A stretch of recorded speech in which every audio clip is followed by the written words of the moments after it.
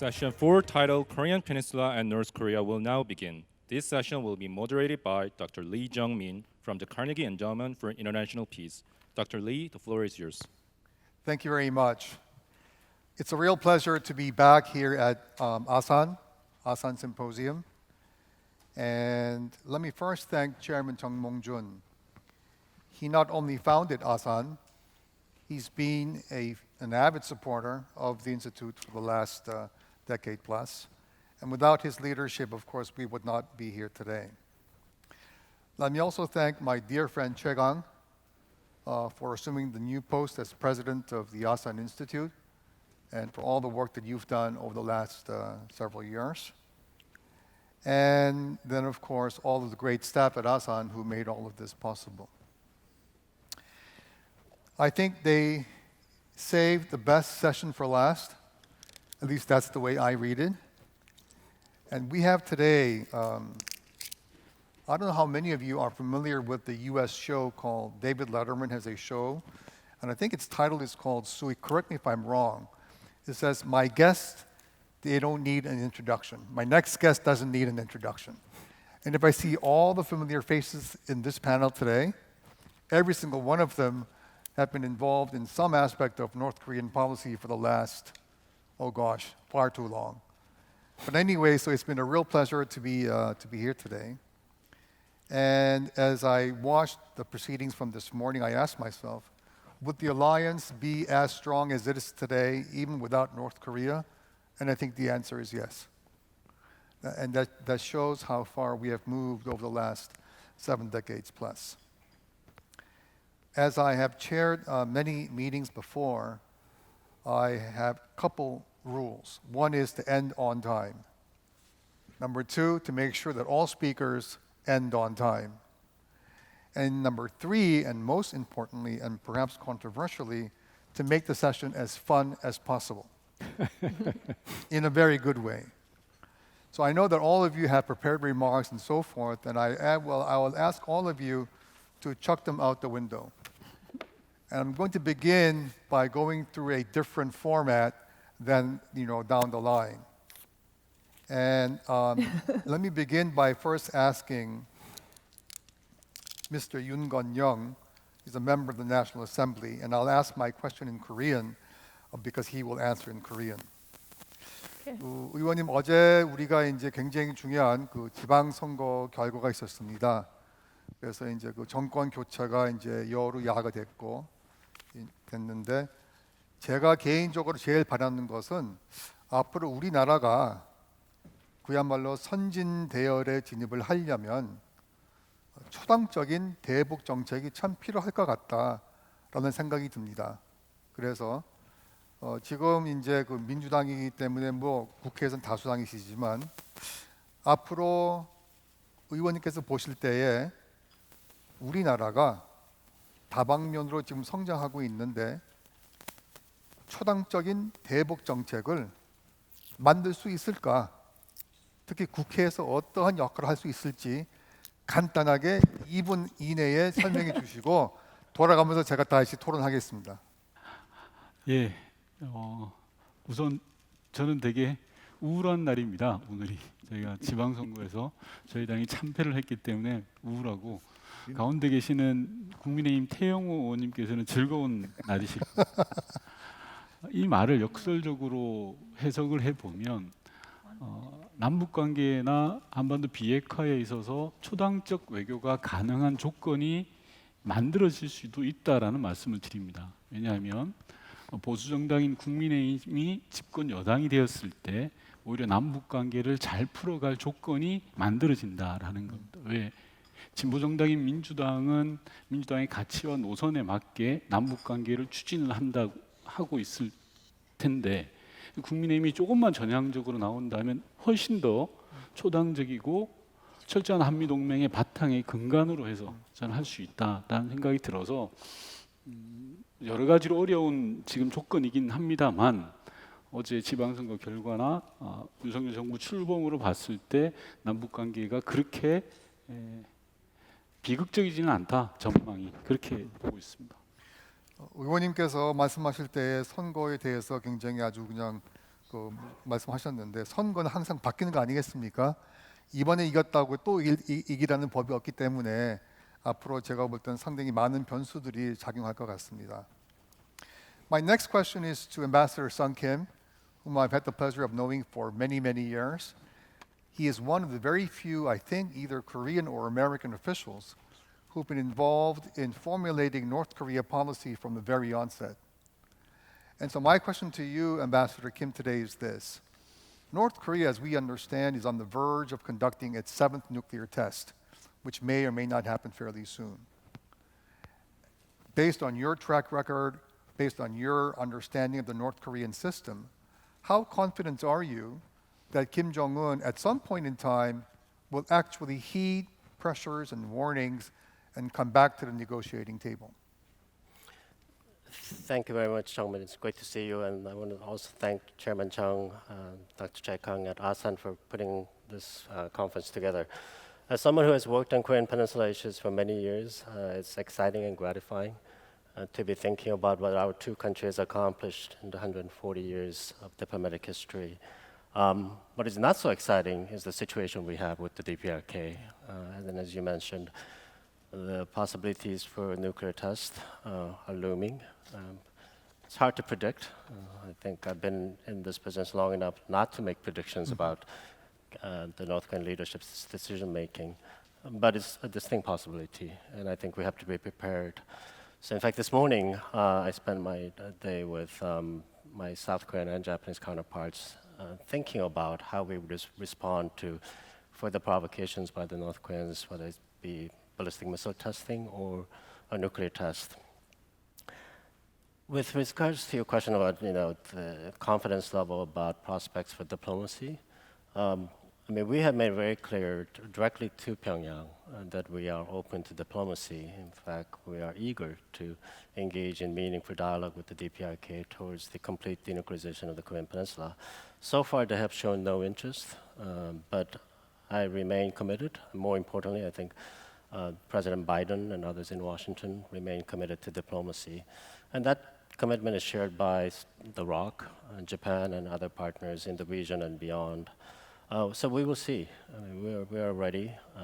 Obviously, we'll continue to coordinate closely on responding to their provocative behavior in the UN context, unilaterally, but also in terms of maintaining the strongest possible deterrent capability. I certainly hope that the DPRK will return to the dialogue and work with us towards a meaningful process. But I think the important thing is that we and our allies remain closely coordinated and prepare for all contingencies. On a related question, Ambassador Sung, the Yoon government really wants to emphasize improved Korean-Japanese relations. As I understand, Foreign Minister Park Jin is going to go to Tokyo for his first foreign visit in June. And so that's good because he will also emphasize the importance of U.S., Korea, Japan trilateral security cooperation. Just briefly, if these three countries improve ties, will that be a positive incentive for Kim Jong-un or negative incentive? Oh, I would think it would be a very important positive incentive.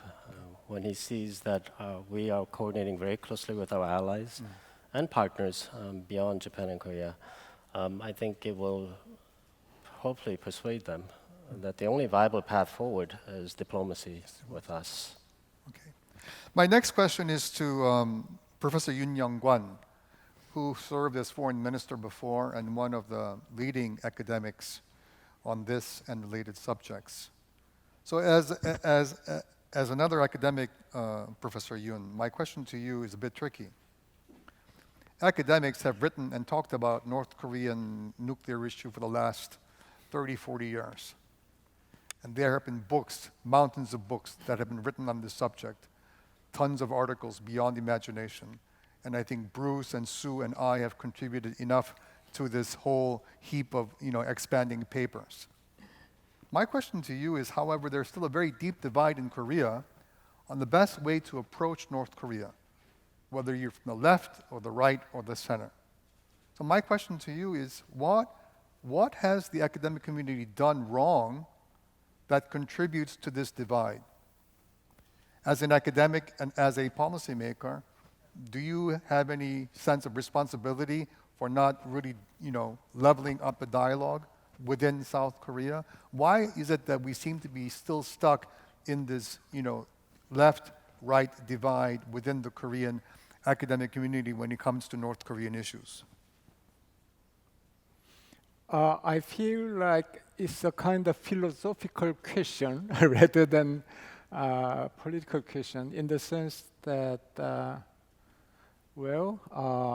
I don't know how big the role of academicians, their words in making their views, Korean people's views divisive in terms of dealing with North Korea.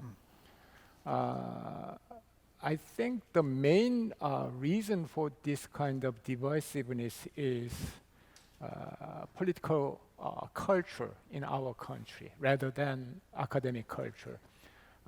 I'm saying that because we have a kind of winner-takes-all political system. If a presidential candidate gets one more vote than his opponent candidate, he wins the presidency and he rules Korea for 5 years. During that time, the opposition leader will tend to be alienated from all the decision-making procedures. So without some kind of political reform, which fixes this kind of problem, structural problem, there will be no hope for kind of unanimous or reasonable, long-lasting, from a long-term perspective, on North Korea policy. Well, that's a very good point, Minister Yoon. So I'm asking you, if you could tell President Yoon Suk-yeol what should he do to make this gap smaller, what would you recommend to him that he does in terms of structural reforms? I hope, if he can, he would pursue political reform or some constitutional reform, or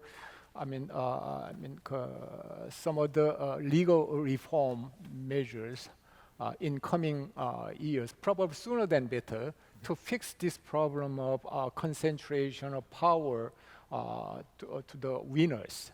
And that's one important issue. And this kind of winner-takes-all political system matters not only in this field of North Korea policy making, but also in many other issue areas, social issue or economic issues or something like that. So it's kind of urgent issue. And I sincerely hope President Yoon be more interested in pursuing political reform in cooperation with the opposition party. Thank you.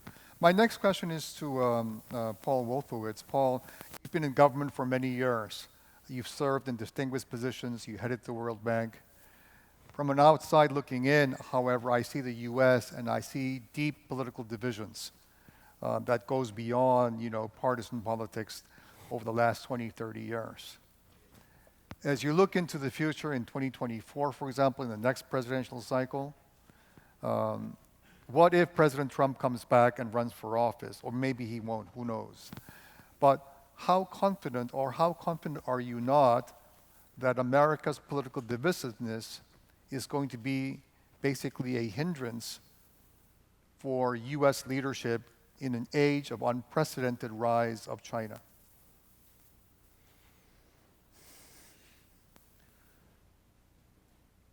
I guess I would begin by citing something that, to me, illustrates the durability of the U.S. commitment to South Korea.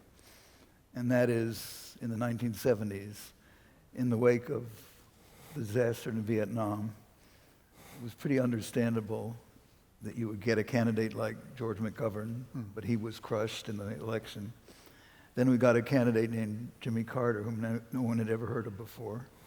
I'm exaggerating, but who was elected to office on a very prominent campaign promise that he was going to do what this last president later tried to do, which was pull all U.S. troops out of South Korea.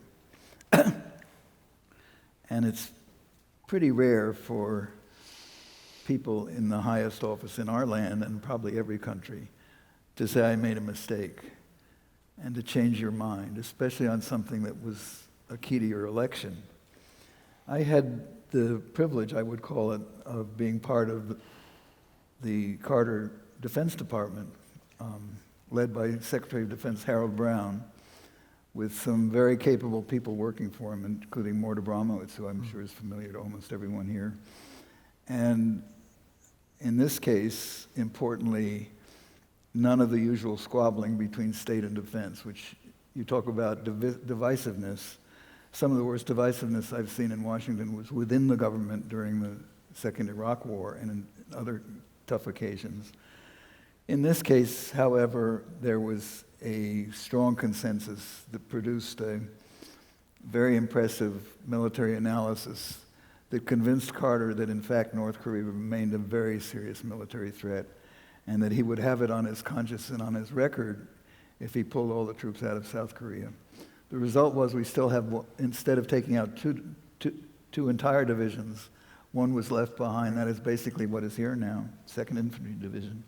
At least I believe it is. I've lost track a little bit, to be honest, at my age.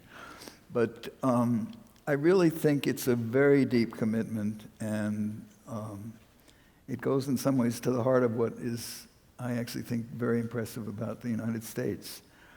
And that it was summed up in that marvelous quote, they went to fight for a country they had never seen and for people they didn't know. Think about that in comparison to the infamous statement by Neville Chamberlain after Munich, how shocking it is to think we're about to go to war for people, a faraway people, or people in a faraway country about whom we know nothing. I mean, Americans were inspired, and I think felt inspired despite, and by the way, that war was a bloody, horrible war. We lost 35,000 people. Of course, South Korea lost much more. China lost far more. But that's 5 times as many as we lost in the last 20 years in Afghanistan and Iraq combined. And we go around complaining about endless wars. By the way, I think if we would stop complaining about endless wars and if we'd stop having presidents who suggest that wars end when we leave them, we just had a prime lesson in that in Afghanistan. They don't end just because we're gone, and the effects don't just end because we left. I'm hopeful that maybe we'll come to our senses a little bit more, because I think there's an increasing sense in the U.S. that the world is an increasingly dangerous place, and that the reason we need to take some risks in that world is to control the danger. That's certainly what I believe. And it's unquestionably risky to maintain deterrence in Korea.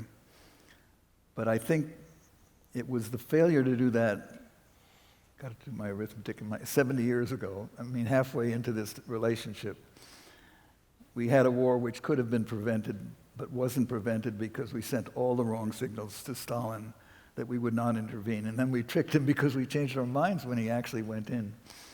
And by the way, it was a last-minute decision by Kim Il-sung himself to start the war on a massive scale instead of what had originally been the plan to do a small provocation to get it to look as though the South had started the war.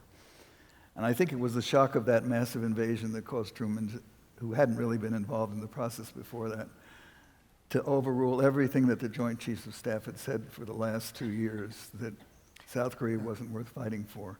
I think that comes to the heart of the matter. It's not a simple issue. Trump did enormous damage by I'm on the record. I'm not going to say it. I'm going to talk about children who play with matches. And it's not a good thing to do. And but I think as this issue becomes probably more and more intense, that sense of a moral obligation combined with a way of preventing a war that is going to be far more costly than the last one is going to bring the country together. Maybe I'm overly optimistic, but that's my... And I will add one more thing, by the way. I can understand why people have to go through these rote recitations about how we'll continue to pursue diplomacy, but it is delusional to think that's going to solve the problem. And I'm not sure the delusion helps pull us together. Sumi, you've been watching North Korea for a long time, both at the CIA and now in the think tank world. And congrats on your move to the Wilson Center. So, but in terms of the overall weight of North Korea within the Beltway community, it seems to me that it's becoming smaller and smaller as time goes on, whether it's a function of economic disparity or the gap or the pandemic or the US-China relationship, who knows. But from where you stand, how important is North Korea within the Washington policymaking community, particularly in the Biden administration?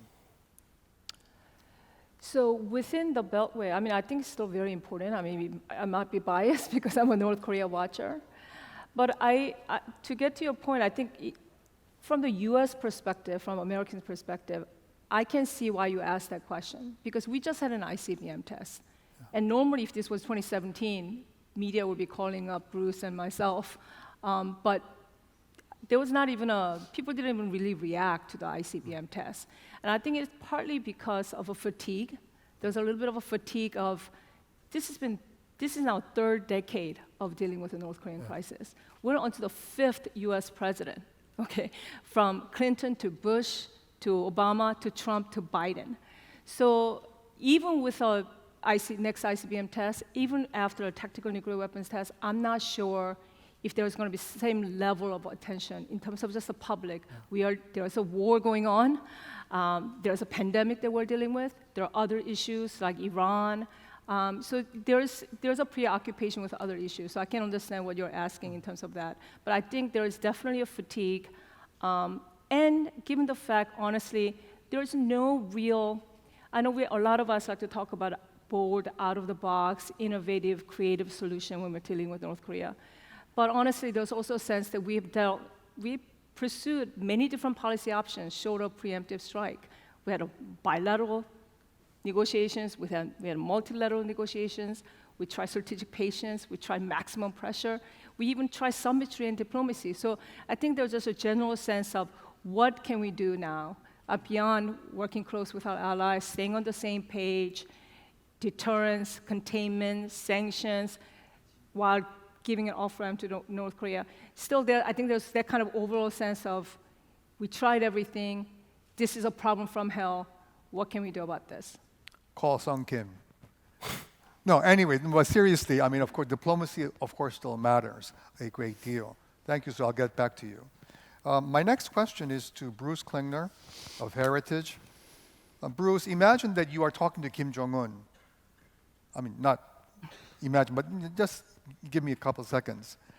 And imagine that you are a North Korean official telling the great leader about what the Biden folks and what the Yoon government is going to do vis-a-vis North Korea.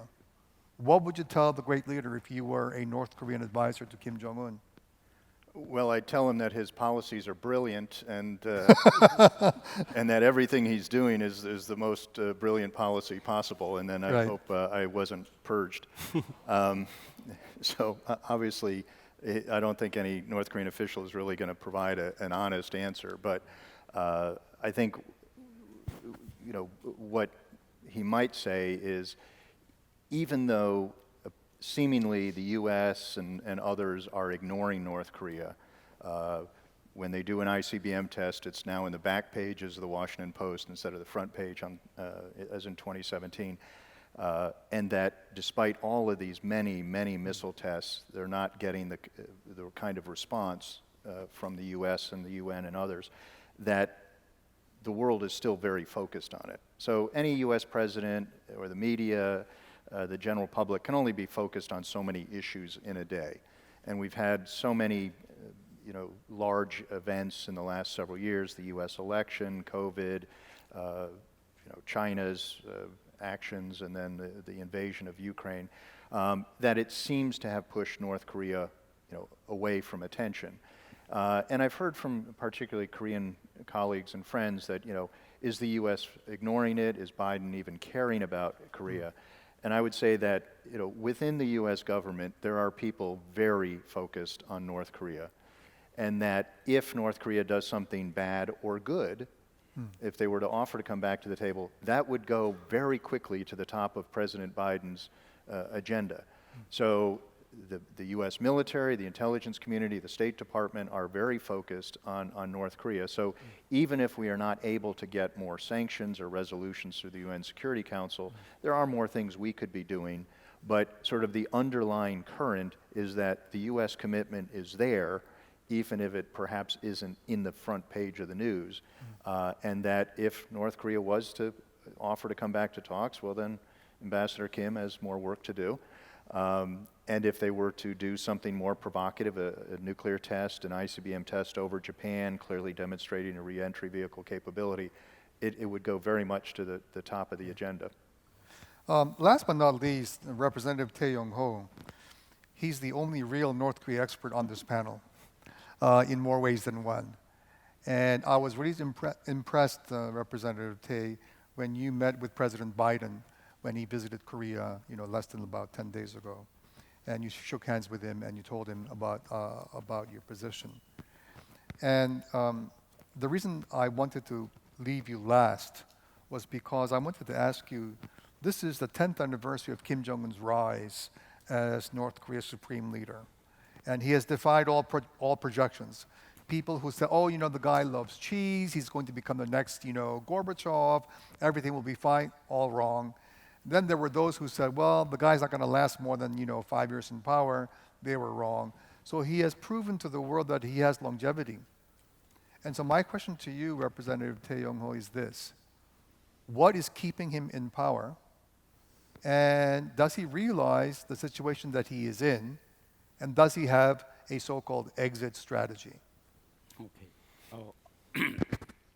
I think very good question. Yes, and all the panels discuss about the possibility of there is any chance of denuclearization of North Korea. But actually, so far we have tried all the options, and in reality, I think now is the time for all of us to admit that actually there is really little way or actually no options to stop the current nuclear development program by Kim Jong-un. That is because the nuclear weapons program not only has some military purpose, but inside North Korea it has more political purpose, because nuclear weapon program can justify all the misfortunes and weak points of North Korean system and its leadership. For instance, now Kim Jong-un's the continuation of hereditary system, which is actually against communist principle, can only be justified by this nuclear, the program. And now North Korea keeps 1.2 million military forces. In conventional means there is no way to cover up the gap between two North and South, army in conventional weapons. So nuclear weapons is the only way to justify all North Korean military that there could be a chance opportunity to win in case of any war because of nuclear weapons. So nuclear weapon program is not only military purpose, but this is the core to unite the whole North Korean people and to guarantee the continuation of Kim family's business in North Korea. So that's why what I want to tell in this panel is that I think we have to find a new approach and you see the policy strategy if we cannot have any good options to stop it. So I think as my fellow Assemblyman Yoon told us, I think there are many new approaches which opposition and the ruling party can apply during the Yoon's administration. What I want to say is that what is the difference in the recent weeks in Kim Jong-un's regime? We have to see it first because of this corona case. Now we have seen quite a new face of North Korea in the past few weeks because of this corona. One phase is that Kim Jong-un continues to threaten us with nuclear and missile launches. But on the meanwhile, we have seen that he is forcing its people to overcome this COVID by forcing them drinking willow tree skin water, So the world is just, struck by this kind of new faces.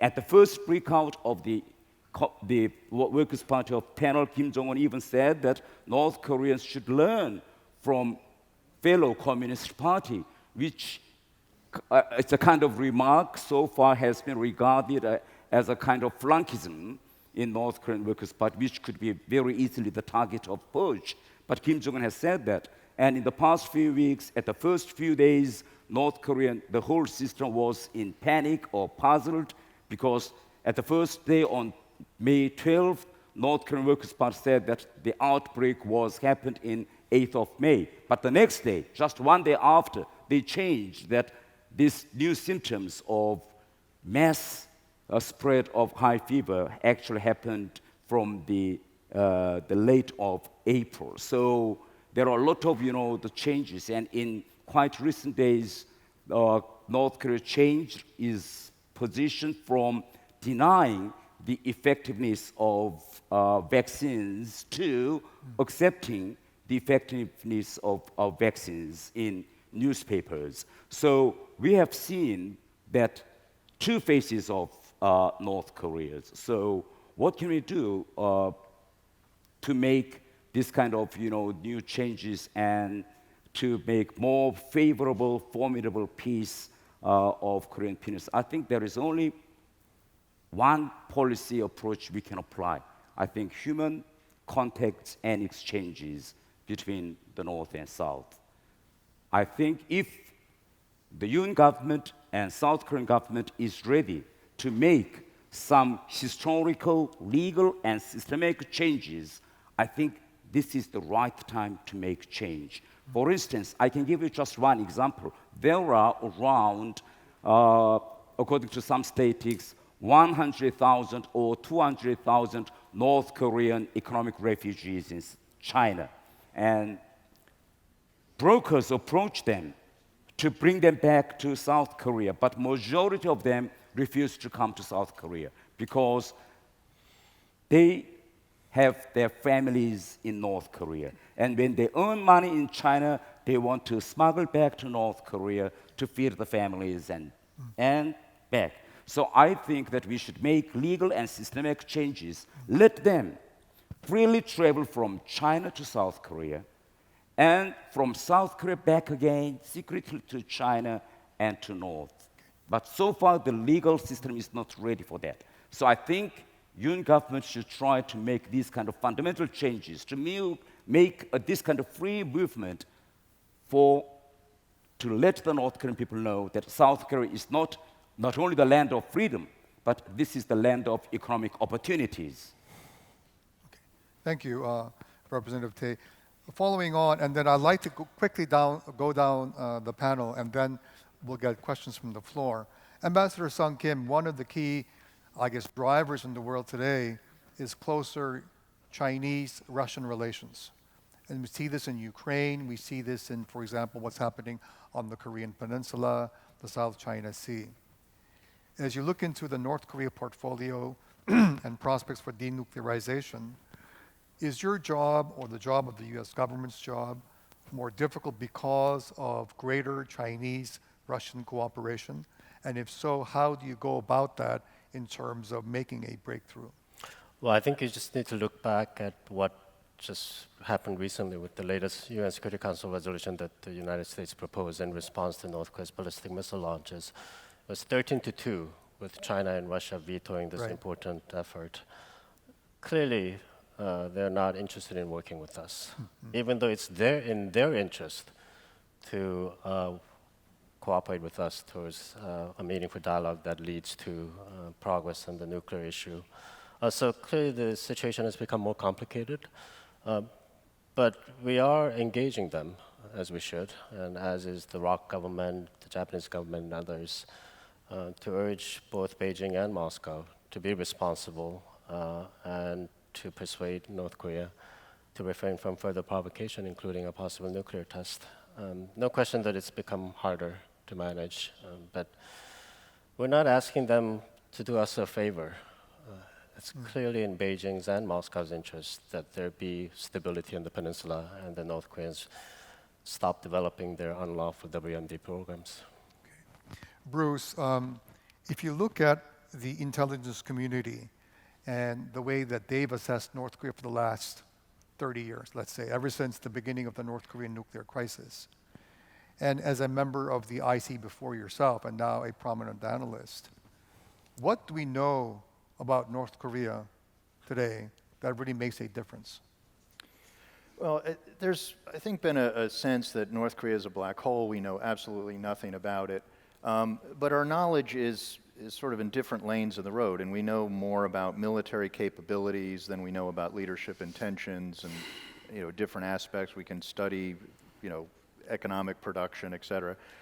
Leadership intentions is always the most difficult. But we also have 30 or 40 years of history on the nuclear issue as well as other issues. So we know trends, and we use all different sources to try to get that. So we can make our best estimate of the number of nuclear warheads. We can assess how many missiles they have, what the capabilities are, and that can provide help to the U.S. military of ways to defend against that. We can give estimates of what we think Kim Jong-un's objectives are, and that's very difficult, but you give your best estimate to the policymakers, and then it hopefully informs them to make the best informed and effective policy decisions that they can. So on military capabilities, that I think we're good on, and leadership intentions, I think it's clear that Kim wants to maintain the nuclear weapons. He wants to maintain his control of the regime. And so, we can assess the impact of sanctions on different parts of the government. We can assess, how diplomacy has worked or not worked in the past, and sort of put that together, hopefully in a comprehensive package, to enable the policymakers to move forward. But it's up to the policymakers to then use that information to the best ability that they can. So intelligence can carry the ball so far down the field, and then we pass it to the policymakers. Just in 2 seconds, Bruce, do you think that you know North Korea better today than you did when you began your career in government? Well, I'd say no, because I don't have access to classified information any longer. But it is a black hole. I used to work Soviet Union, and when I was shifted over to North Korea in 1993, I was amazed at how little we knew about North Korea in comparison to the Soviet Union, which in retrospect was an open book. But we do our best. Ambassador Tae Yong-ho, Representative Tae Yong-ho, quick question. Xi Jinping is going to become the most powerful leader since Mao Zedong. In that scenario, how do you foresee the DPRK's relations with the PRC when Xi Jinping becomes even stronger than he is today? So far, North Korea is trying two approaches with China. First of all, North Korea wants to calm down the Xi Jinping regime about the North Korea's nuclear program. To some extent, Kim Jong-un succeeded in calming Xi Jinping regime. And second thing is that as long as Kim Jong-un carries out some of the recommendations by Xi Jinping, and the Chinese government may continue to provide free economic and to some extent the military aid to North Korea. So during the presence of Xi Jinping, I think the opportunity to enhance economic sanctions against North Korea and to drive the relations between the North Korea and China a little bit, apart is really getting less and less. So I think the China and DPRK North Korean relations would be, during Xi Jinping's period, could be even more enhanced in the future. I think China is going to be calm, and silent on North Korea's nuclear development even for several more years and decades. Yes. Sumi, one of the things that impresses me about your work is the fact that many members of the U.S. Congress are, of course, cognizant of the work that you're doing, both at CSIS before and now at the Wilson Center. When you talk to U.S. congressmen or senators, for example, on the North Korean issue, my first question is, how receptive are they to the North Korean portfolio? Are they really interested in this, in resolving this as a major security threat to the US, especially as North Korea comes up with even more advanced ICBM missiles? I think Congress is very engaged. In fact, just before I came here, I testified at Foreign Affairs House Subcommittee. So they are very engaged. Can I make a quick comment on what I heard just from just your question on Bruce about what he would advise Kim Jong-un to do? I just want to follow up on what everybody was saying here.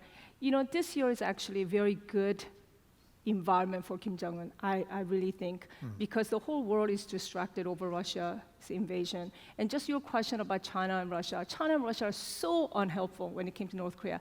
They vetoed US proposal to put additional sanctions on North Korea after an ICBM test. They couldn't even condemn an ICBM test. So if I'm Kim Jong-un, what is it going to stop me from continually testing this year? There is no consequence to that. So to that, I really like what you said, Representative Tae-yong, when you said, when I just said there's no outside of the box thinking, what you mentioned about this movement of people, that's really intriguing to me. Because I think I just want to say, my last thing is that the only long-term solution for North Korea is to bring change into North Korea, to get information into North Korea, to have change come up from ground level up. But that idea I have not really thought about, so I just wanted to sort of say that's a good idea, that's an interesting idea. But that's it.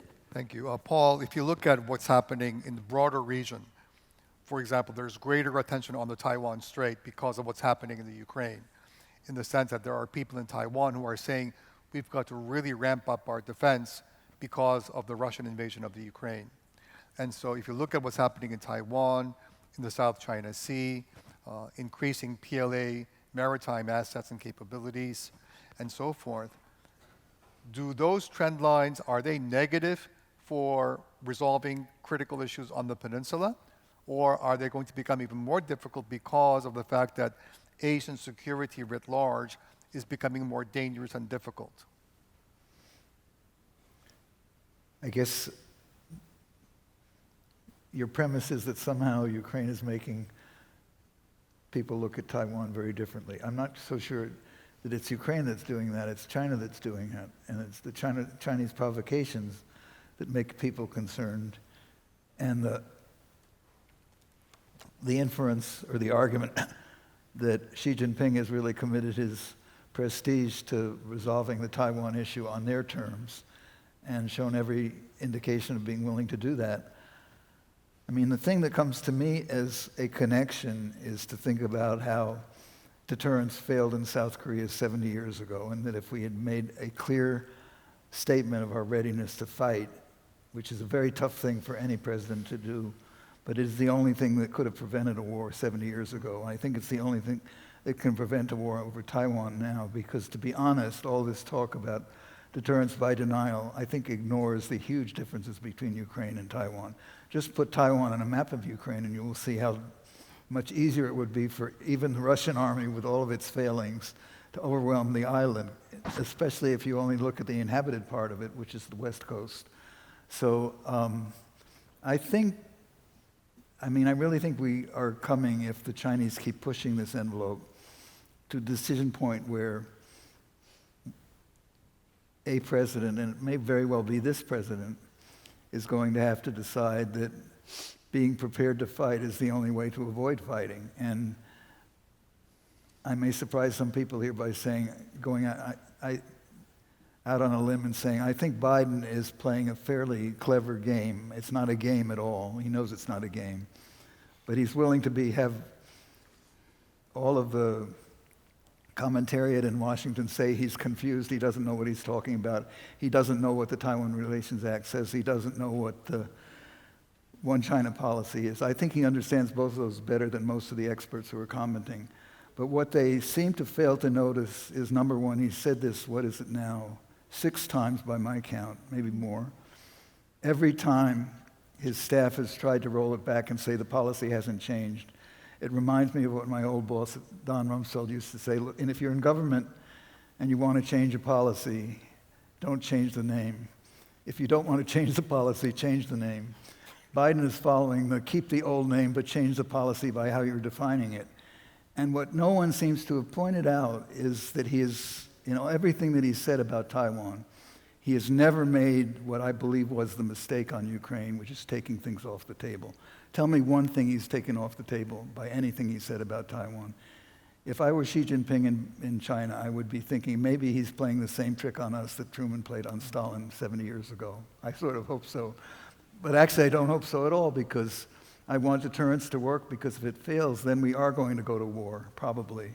And it will be a bloody, horrible war, and there'll be a great risk of nuclear war coming out of it, unfortunately. And surely that affects the peninsula.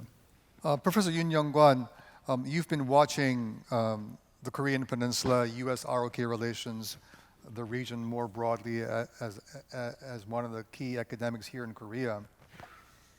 If you look at if you are able to forecast, it's very difficult the next 3-4 years of the Yoon administration, how do you think South-North relations will eventually evolve under the Yoon administration? Some people have said he will be another Lee Myung-bak 2.0. Others have said he will be a Richard Nixon and do a really remarkable, peace plan. How do you foresee what President Yoon may or may not do vis-a-vis inter-Korean relations?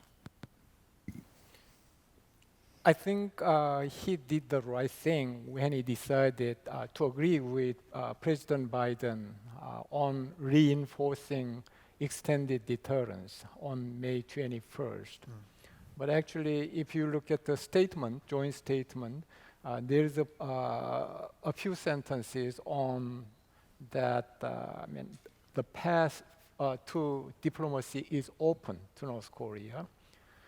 I think that means more than many people would expect. I think he has some will to kind of do some important thing in terms of changing the relationship of inter-Korean relationship, and to settle down the Korean peninsula situation in one way or another. So, frankly speaking, I don't know.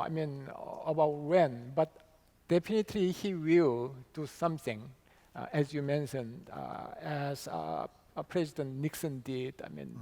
Toward China. So he will be in a more favorable political position to take that kind of bold approach toward North Korea, because he is regarded as a conservative politician. If you don't mind, I'd like to make a comment about the questions you raised, or the panelists. That is, a few of our panelists already mentioned that China didn't cooperate in terms of denuclearizing North Korea.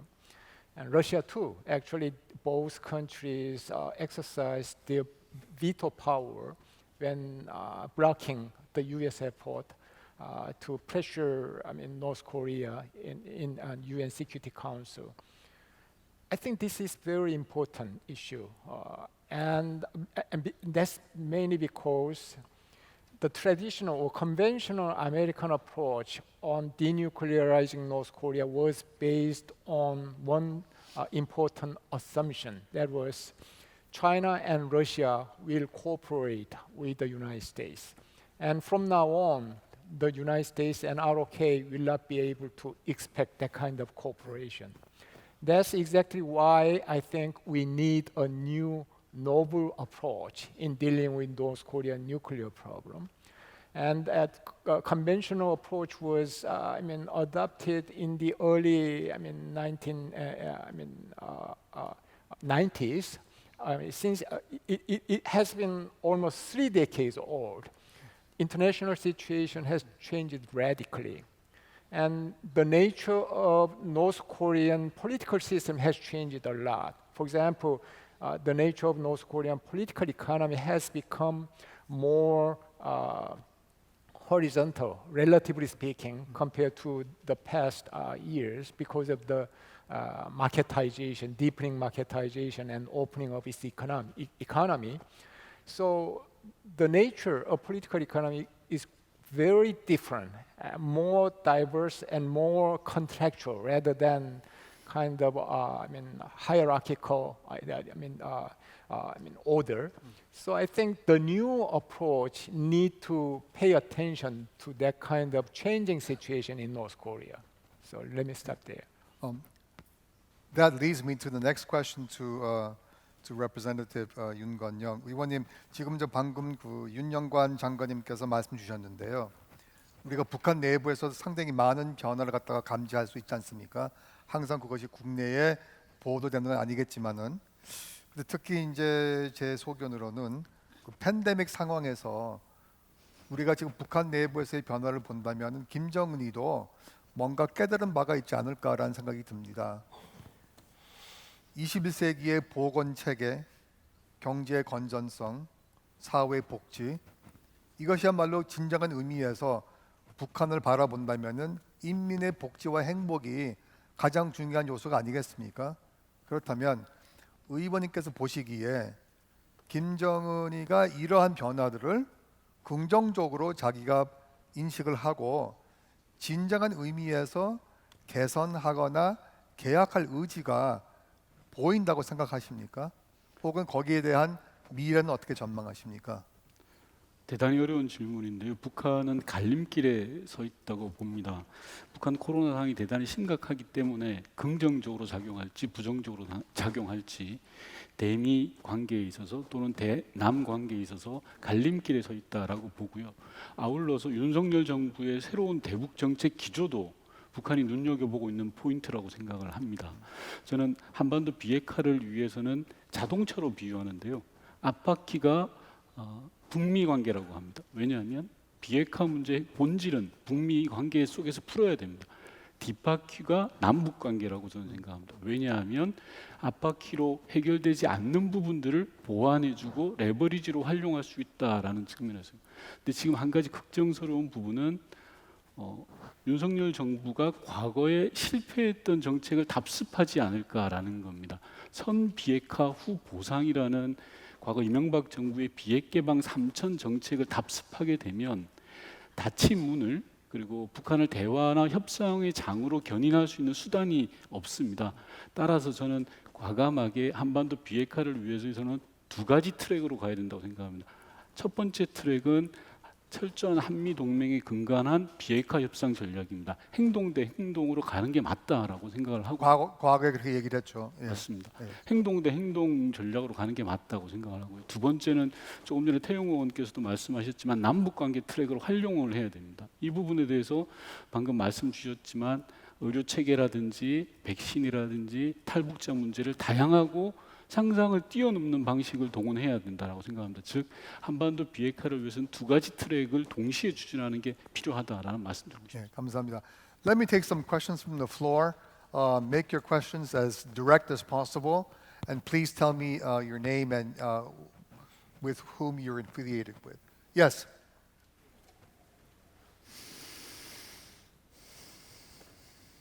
An excellent panel. With great thanks to the moderation of Professor Lee. If I may ask a question directly to Ambassador Kim and to also Representative Tae, what would you like to see Japan do more of in terms of helping to increase deterrence, sanctions enforcement, or perhaps, as was alluded to, telegraphing some incentives for Pyongyang to come back to the diplomatic negotiating table? Thank you. Great, thanks very much. I think Japan has a very important role to play, and they are, in fact, playing that role in all of the aspects that you mentioned in terms of sanctions enforcement, not only enforcing existing UN Security Council resolution sanctions, but also working on unilateral sanctions. They're working with us very well on maintaining the kind of credible, strong deterrent capability that's necessary. In fact, after the latest series of missile launches, we conducted some robust bilateral military exercises, which are so important to maintaining that deterrent capability. So I'm very pleased with the level of cooperation and coordination we are enjoying with the Japanese government at the moment, and I expect that to continue. Another aspect to this that Chongmin mentioned earlier is the trilateral cooperation, and I do think both Tokyo and Seoul are interested in improving relations, and that should help all of us. Representative Tae. Yes, I think so far our Japanese government has been too much obsessed and has been abiding in abduction issues. So far Japanese government keeps on saying that if there is no any solution or breakthrough in abduction issues, then there will be no any new political approaches. I think that is not the right way to go on. I think Japanese government should be flexible. The Japanese government should go on, I think, along two tracks. One is continue to say about abduction issues, but on the meanwhile, Japanese government should, I think, indicate that Japan is ready to do humanitarian assistance to North Korea, especially under these special circumstances of COVID crisis. So I think Japanese government must be flexible. I think they are too much obsessed with one issue. I think that is not the right way. Yeah. Thank you. Any other questions from the floor? Yes, Karen, please. There's going to be a microphone that's coming to you shortly. On your right. To anyone who knows, is the average North Korean citizen Subject. subject better off or worse off than 10 years ago Okay. in Can I his get living condition? Okay. That's a very Reagan-esque question, but I agree with you. Can I ask, are there any more hands? Yes, the lady in the back right there. Yeah. Yeah, two. Yes. Thank you for the excellent panel discussion. My name is Chungmin Kim, lead correspondent at NK News. We just saw that a few months ago, Kim Jong-un, North Korean leader, wrote to the Queen of UK, and then today it seems that the Queen wrote to Kim Jong-un, and then now Kim Jong-un wrote back. And since the Biden administration, there has been no leader-to-leader contact or attempt at it. So my question is to Ambassador Kim and also Congressman Tae. Do you think a leader-to-leader level contact from Biden, or something like a letter, would help break this deadlock between U.S. and North Korea? Thank you. Who wants to take Karen's question? Is North Korea better off today than they were 10 years ago? Sue, want to give a crack at it? Sure. On certain level, it might have been pre-COVID, right? There's one thing that has flourished under Kim Jong-un, it's like markets. He did some cosmetic, superficial things, like so if you want to go to dolphinarium or a ski or a water park and whatnot, there are some modernization trappings. So in that way, maybe some people are better off. But last several years, North Korea was the first country to close the border with China in January 2020. And they've been going through severe food shortages and economic difficulties. Now there's a drought. Now there's COVID. So right now, I would say they're not necessarily better off. They were doing okay, but the last several years have not been. So your question is whether it would be useful to have leader-to-leader communication between President Biden and Kim Jong-un? So I think it depends. President Biden has made clear that he's open to meeting with Chairman Kim Jong-un, but only after adequate preparation so that they can actually turn a summit into something that's lasting. I was actually involved in the Trump summit in Singapore, the historic summit in 2018, and I think there was much hope that that unprecedented move would lead to a lasting progress on nuclear and other issues of concern to all of us. But unfortunately, it did not. So I think President Biden is willing to try even a summit diplomacy, but only if it's going to lead to a meaningful progress. Sorry, I have a follow-up. No, I'm sorry, but we're running out of time, so I've got to ask Representative Tae Yong-ho to answer the question, and then I'll wrap up, please. Yeah, first of all, I would like to answer your question whether North Koreans are better off compared with 10 years ago. Of course, yes. For instance, now, 10 years ago, for instance, there were no mobile phones, but now there's more than 4 million North Korean people use mobile phones. For instance, color TVs 10 years ago, majority of North Korean people watched just normal color TVs, but in now foreign currency shops, you can see, LED, the TV colors. Most of the families have a PC, the desktop, or either a tablet or, the computers. So that's why the popularity of notebooks and popularity has been risen. Dependency of the people on free market has been increased. So that's why I definitely say that they are better off compared with 10 years ago. Your second question about the Biden's administration's, I think there are some differences on North Korea's recent response to Biden, Yoon Suk-yeol and Biden summit. So far, North Korea has not officially made any comment on it. Rodong Sinmun has been silent. This is really rare. Only very small, the internet medias, which North Koreans cannot watch, said about issued some comments, but the main North Korean medias are still silent. So that is quite different. Another thing is that Yoon Suk-yeol government has offered COVID aid to North Korea, but so far North Korea has not refused it. They are just silent. So I still think that there is opportunity.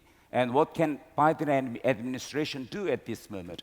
If Biden administration continues to invite North Korea to a dialogue table for nuclear issues, I think they would not come back to the dialogue table. But I think now North Korea's COVID crisis. So I think Biden administration can indicate that from the start, American government can discuss how can apply a very special preference sanction exemptions, especially for humanitarian cases. I think the offer must be more detailed and specific in order to lure North Korean regime to dialogue table.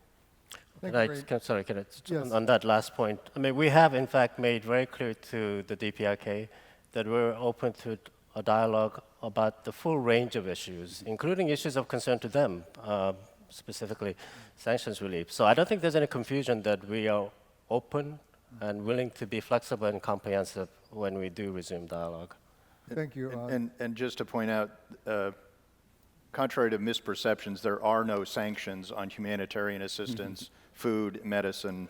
There are specific carve-out language in all UN resolutions and US laws. So it is not US laws or UN resolutions which are precluding provision of humanitarian assistance. Thank you, Bruce. As we wrap up, I think one of the hallmarks of a well-run meeting is to end before the time is up. And we are just on the cusp of ending it. So let me once again thank all of our great panelists.